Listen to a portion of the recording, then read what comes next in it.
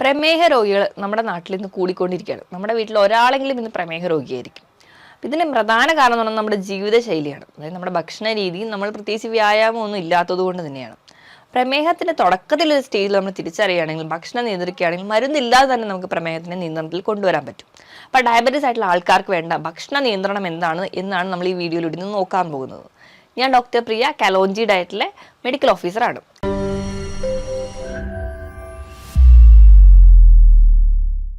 പ്രമേഹം എന്ന് പറയുന്ന ഒരു സൈലന്റ് കില്ലറാണ്. തുടക്കത്തിലേ നമ്മൾ അറിഞ്ഞില്ലെങ്കിൽ അത് നമ്മുടെ ഉള്ളിലുള്ള ഓരോ ഓർഗനെ അഫക്റ്റ് ചെയ്യുകയും കംപ്ലീറ്റ് ഫെയിലിയറിലോട്ട് കൊണ്ടുവരും.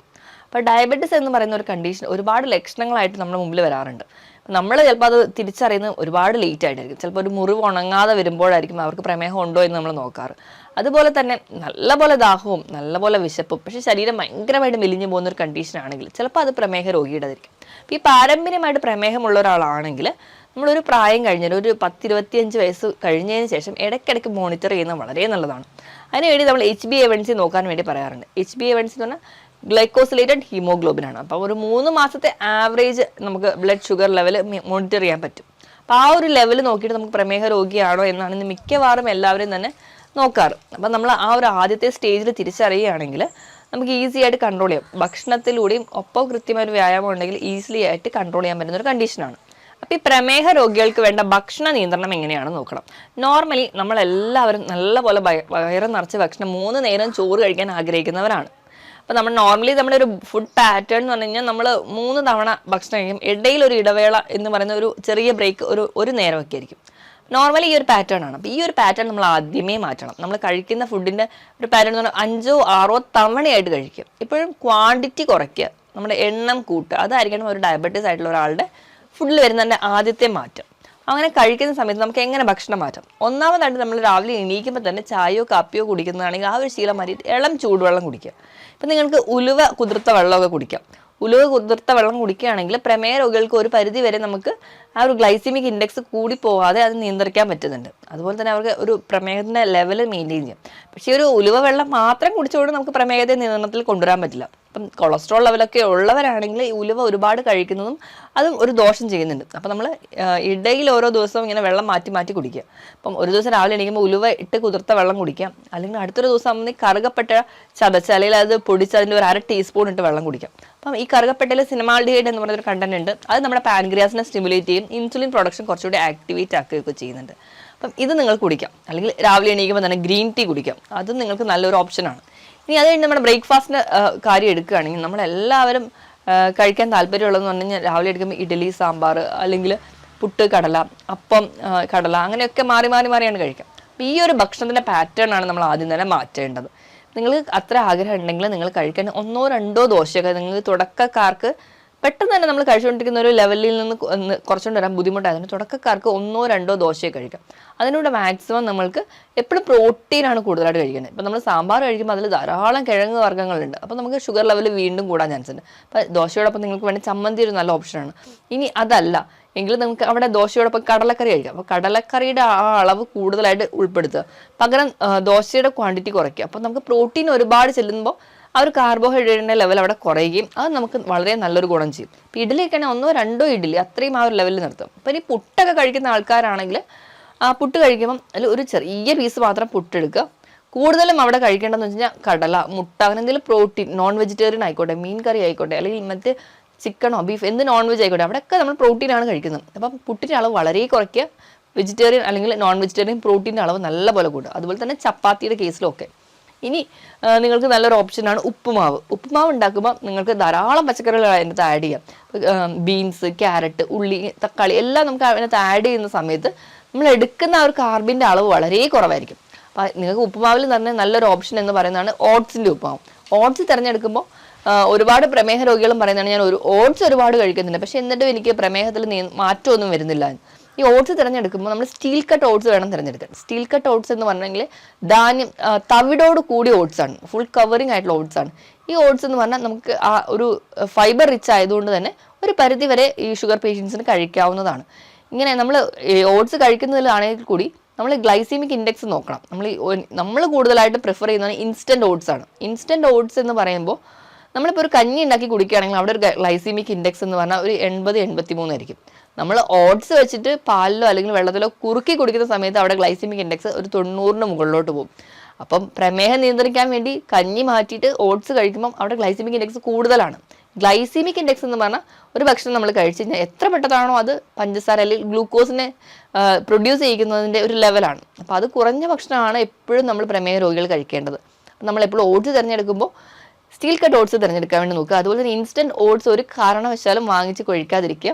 അതുപോലെ തന്നെ പാലിൽ അല്ലെങ്കിൽ വെള്ളത്തിലെ കാച്ചി കുടിക്കാതിരിക്കുക. എപ്പോഴും ഉപ്പുമാവ് അല്ലെങ്കിൽ പുട്ടായിട്ട് കഴിക്കുകയാണെങ്കിൽ നമുക്ക് ഗ്ലൈസിമിക് ഇൻഡെക്സ് കമ്പിയറബിളി കുറവായിരിക്കും. ഇനി പ്രമേഹ രോഗികൾ ചെയ്യുന്ന ഏറ്റവും വലിയൊരു തെറ്റെന്ന് പറയുകയാണെങ്കിൽ നമ്മൾ ചോറ് മാറ്റും, അതിന് പകരം ചപ്പാത്തി കഴിക്കാമെന്ന് പറയും. ചപ്പാത്തി കഴിക്കുമ്പോൾ അവർ 3-4 ചപ്പാത്തി വരെ കഴിക്കുന്നവരായിരിക്കും. അപ്പോൾ രാവിലത്തെ ബ്രേക്ക്ഫാസ്റ്റിൽ ചപ്പാത്തി കഴിക്കുന്നവരായിരിക്കാം, ഉച്ചയ്ക്ക് ചപ്പാത്തി കഴിക്കുന്നവരായിരിക്കും. അങ്ങനെ ഒരു ചപ്പാത്തിയാണ് ഈ ചോറിന് അല്ലെങ്കിൽ കാർബോഹൈഡ്രേറ്റിന് പകരം വെക്കുന്നത്. ഏകദേശം ഗോതമ്പിലായും അരിയിലും ഉള്ള ഗ്ലൈസിമിക് ഇൻഡെക്സ് ഏകദേശം സെയിം ആണ്. ഇപ്പം നമ്മൾ ചപ്പാത്തി ആട്ട കൊണ്ടാണ് ഉണ്ടാക്കുന്നതെങ്കിൽ അത് പോളിഷ്ഡ് ആണ്. അപ്പം അതിൽ തീരെ ഫൈബർ ഇല്ല.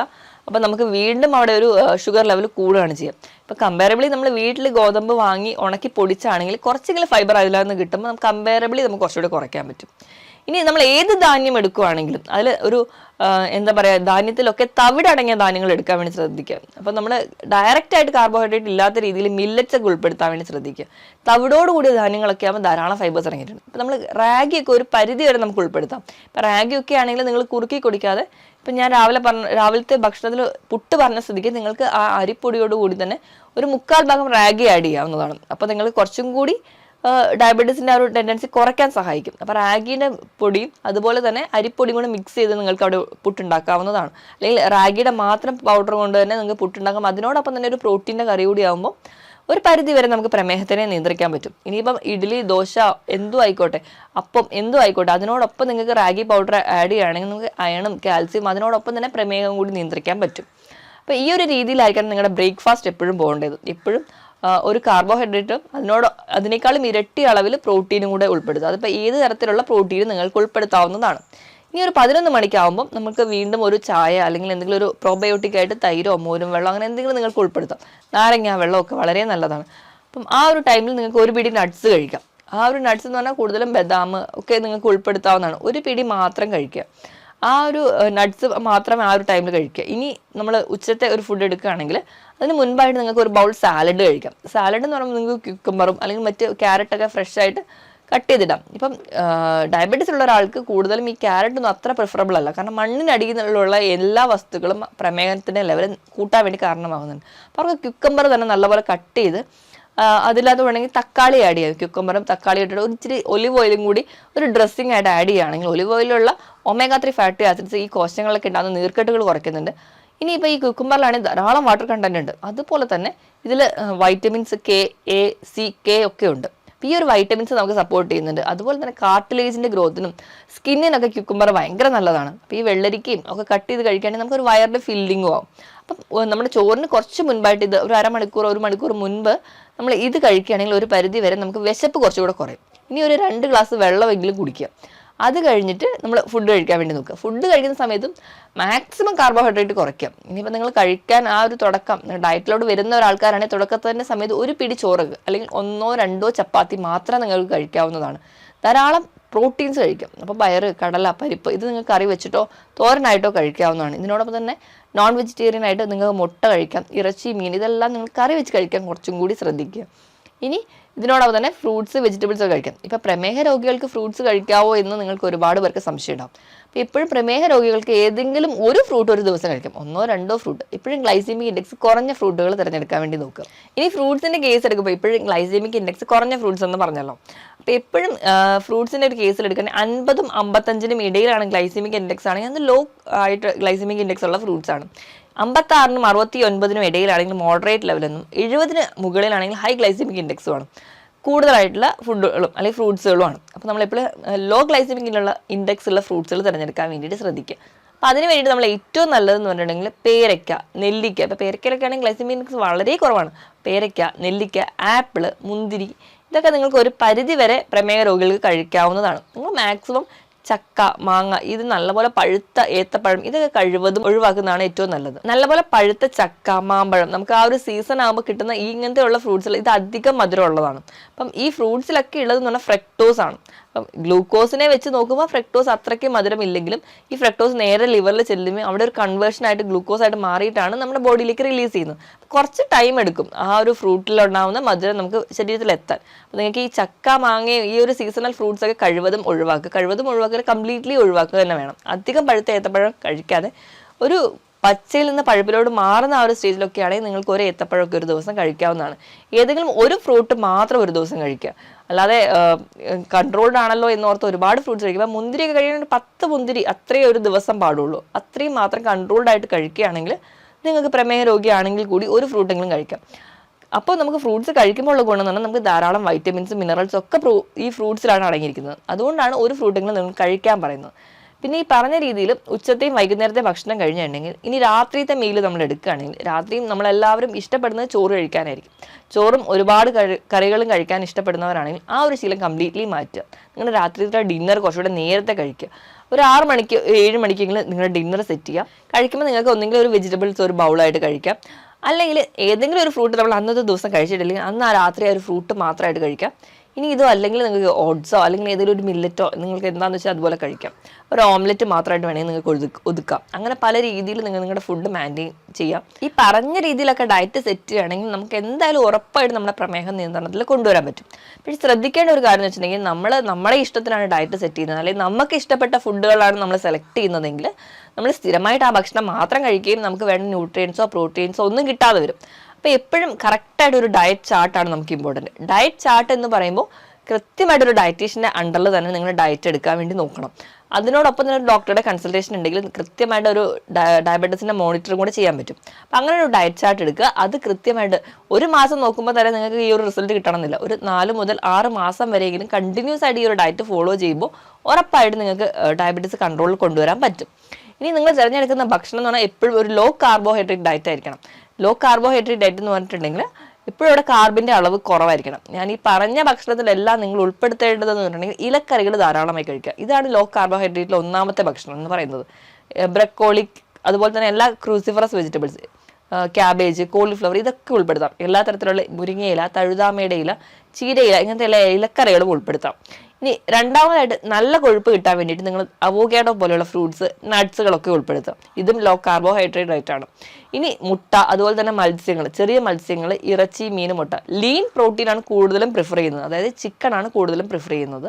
ഇതെല്ലാം കറി വെച്ച് നിങ്ങൾക്ക് കഴിക്കാവുന്നതാണ്. ഈ പറയുന്ന ഭക്ഷണത്തിനോടൊപ്പം തന്നെ പച്ചക്കറികളുടെ കേസ് എടുക്കുകയാണെങ്കിൽ ഏറ്റവും കൂടുതലായിട്ട് പറയുന്നത് ഒന്ന് തക്കാളിയാണ്. ഇതിൽ അടങ്ങിയിട്ടുള്ള ലൈക്കോപ്പിൻ എന്ന് പറയുന്ന ആൻറ്റി ഓക്സിഡൻസ് ഒരു പരിധി വരെ നമ്മുടെ ശരീരത്തിലുണ്ടാകുന്ന നീർക്കെട്ടുകൾ, ഈ പ്രമേഹ രോഗികൾക്ക് കൂടുതലായിട്ടും ഇൻസുലിൻ റെസിസ്റ്റൻസ് മൂലം ഉണ്ടാകുന്ന നീർക്കെട്ടുകൾ കുറയ്ക്കുന്നുണ്ട്. ഇനി രണ്ടാമതായിട്ട് പറയുന്നത് വെള്ളരി, അതായത് ക്യുക്കമ്പർ, നമ്മൾ സാലഡായിട്ട് കഴിക്കുന്നതൊക്കെ അതിൽ ധാരാളം വാട്ടർ കണ്ടന്റ് ഉണ്ട്. അപ്പോൾ നല്ലൊരു ഫില്ലിംഗ് ആയിട്ട് നമുക്ക് ഉണ്ടാവും. അതുപോലെ തന്നെ അതിലടങ്ങിയിട്ടുള്ള വൈറ്റമിൻസ് നമ്മുടെ കാർട്ടിലേജിനും സ്കിന്നിനും മുടിക്കൊക്കെ വളരെ നല്ലതാണ്. ഇനി പറയുന്നതെന്ന് വെച്ചാൽ ബീൻസ് ആണ്. ബീൻസിൽ ധാരാളം ഫൈബേഴ്സ്, ഇൻസോലുബിളും സോലുബിളും ആയിട്ടുള്ള ഫൈബേഴ്സ് അടങ്ങിയിട്ടുണ്ട്. ഇത് നല്ലൊരു ഫില്ലിംഗ് ആയിട്ട് നമുക്ക് ഉണ്ടാവും. അപ്പോൾ ഈ പറയുന്ന വെജിറ്റബിൾസ് കഴിക്കുക. യോഗട്ട് നിർബന്ധം, അതായത് തൈര്, പുളിയില്ലാത്ത തൈര് നിർബന്ധമായി കഴിക്കാം. അതൊരു പരിധി വരെ നമുക്ക് നമ്മുടെ ആമാശയത്തിൽ ഉണ്ടാകുന്ന ബാക്ടീരിയൽ ഗ്രോത്തിന് സഹായിക്കും. അത് നമുക്ക് ഈ ജീവിതശൈലി രോഗങ്ങളെ ഒരു പരിധി വരെ കുറയ്ക്കാനും അതുമൂലം ഉണ്ടാകുന്ന കോംപ്ലിക്കേഷൻസ് കുറയുന്നുണ്ട്. ഈ പറയുന്ന രീതിയിലൊക്കെ നിങ്ങൾ ഡയറ്റ് സെറ്റ് ചെയ്യാൻ കൃത്യമായിട്ടൊരു വ്യായാമം കൂടി വേണം. വ്യായാമം എന്ന് പറയുമ്പോൾ ആഴ്ചയിൽ 5 ദിവസം 1/2 മണിക്കൂർ മുതൽ 3/4 മണിക്കൂർ വരെ കൃത്യമായിട്ടൊരു വ്യായാമം കൂടി ഉണ്ടെങ്കിൽ നമുക്ക് ഈ പറയുന്ന എല്ലാ ജീവിതശൈലി രോഗങ്ങളെയും പ്രത്യേകിച്ച് പ്രമേഹത്തിനെ നിയന്ത്രണത്തിലോട്ട് കൊണ്ടുവരാൻ പറ്റും. ഞാൻ ഈ പറഞ്ഞ കാര്യത്തിൽ എന്തെങ്കിലും ഡൗട്ട് ഉണ്ടെങ്കിൽ താഴെ കാണുന്ന നമ്പറിൽ കോൺടാക്ട് ചെയ്യുക. മറ്റൊരു ഹെൽത്ത് ടോപ്പിക്കുമായിട്ട് വീണ്ടും കാണുന്നത് വരെ നന്ദി.